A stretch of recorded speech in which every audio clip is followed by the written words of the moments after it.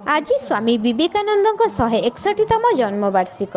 ଏହି उत्सव सारा राज्य जातीय युव दिवस भाव पालन करुवा बेले पारादीप स्थित स्वामी विवेकानंद यूथ क्लब तार प्रतिष्ठा दिवस पालन करिछि। क्लब तरफ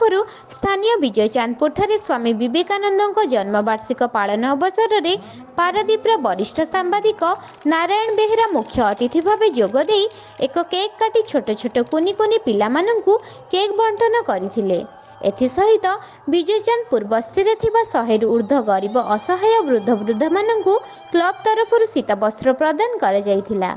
तेबे स्वामी विवेकानंद यूथ क्लब तरफ विभिन्न समय रे गरीब असहाय और मानसिक विकारग्रस्त को सेवा जोगाई दे आसुथबा बेले चलित थर गरीब असहाय माननकु शीत वस्त्र प्रदान करी समस्तक नजर को आसीछि।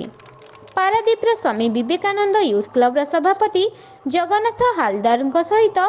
क्लब रो बहु सदस्य जोग देइथिले। पारादीपर पुरुषोत्तम सतपथी रिपोर्ट क्रांतिधारा प्लस। तो हमें अनेक शिखिबार अछि जाहा तांको कथार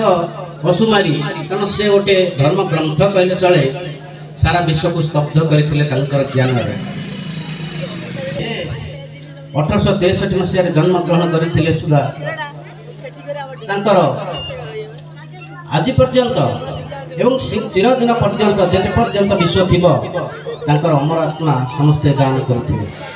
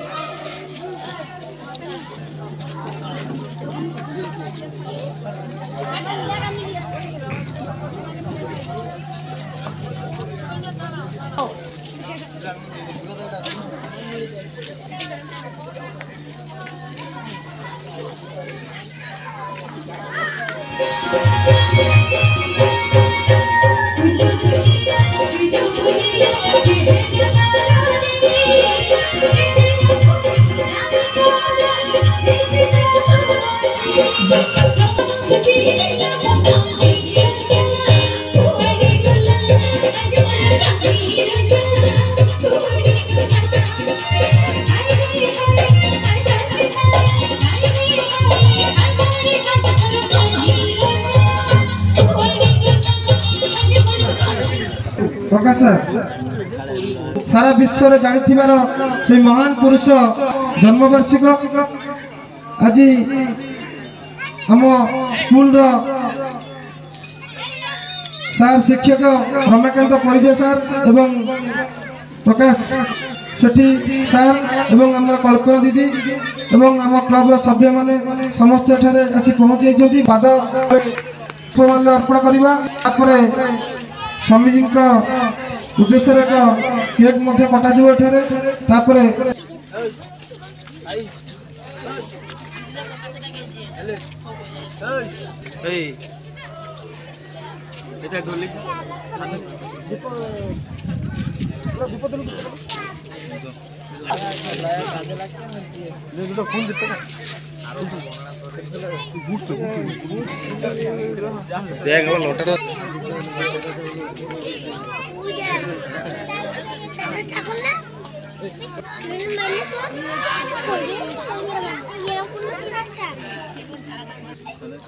आज यही पवित्र शुभावेशर रे पवित्र विवेकानंद जयंती उपलक्षे सामने बसी मौसा मौसी को मो आंतरिक शुभेच्छा। से सबु धर्म को समान बोली भावुले कौन सी धर्म पाखे छोट कि बड़ नाला किंतु सनातन धर्म रे जो नीतिवाणी वेद वेदांत को समग्र जगत रे सबु पुराण रे सबु धर्म अच्छी बोली से प्रमाण कर दी जाइए। जिते बेले अमेरिकार धर्मसभा किसी कमेंट आसला समालोचना कर भारत एमती किए आसुँच बाबा जड़े से कौन करेंगे तेणु आम धर्म ग्रंथ को वेद को सभा तले रखी दि जापर भाई सब धर्म ग्रंथ आमर सभा तले थे जड़े सांबादिक प्रश्न कले आपण तो धर्म कथा कहते ठीक अच्छे से उत्तर कहते यही धर्म ग्रंथ माध्यम सब धर्म अंतर्दृष्टि रही जदि तलु से धर्म अंतर्दृष्टि काढ़ी दि जाव सबुदा भूत ओढ़ी पड़े दास घर पर भांगी जीव वार्ता समस्त ग्रंथ एत विस्तृत भाव वर्णना करा जाओ से कौन धर्म को नहीं राजनीति करने शिखी नथिले से समस्त आह्वान दौले